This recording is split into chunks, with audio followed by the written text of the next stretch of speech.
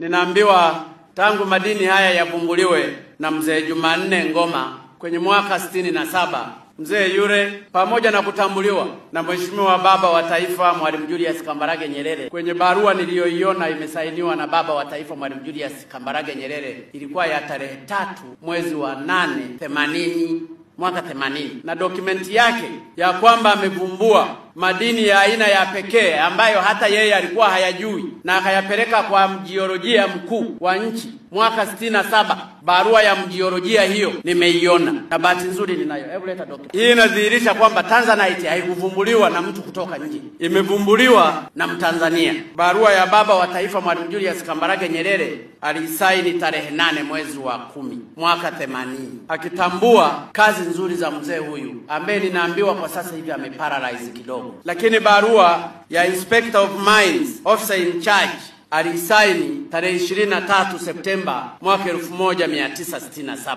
lakini alishapewa hati ya kupewa tuzo ya sayansi ya ufundi mwaka 84 na kadhalika.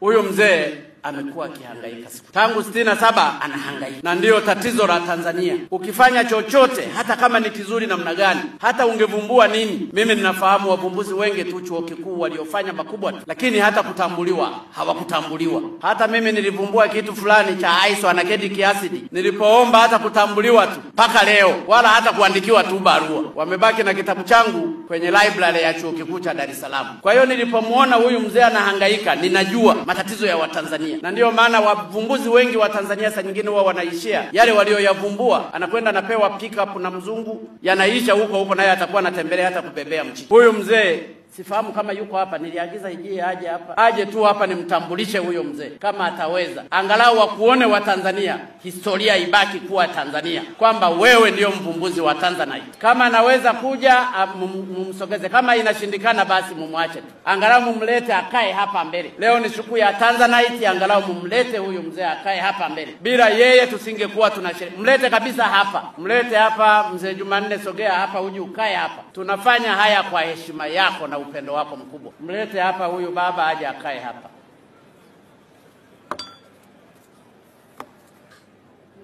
Nimlete huyu mzee ili Watanzania wamtambue kwamba leo tusingekuwa tunazungumza Tanzanite bila huyu baba Jumanne. Anaitwa Jumanne Ngoma. Mnamuona mzee wa watu leo anauma mguu wake, amesha paralyze. Ili kusudi aende akatibiwe vizuri, serikali yangu tutampa shilingi milioni 100 ila akazitumie katika matibabu yake na kuweza kujisitiri. Yale mengine tumwachie Mungu, tutajua namna ya kufanya.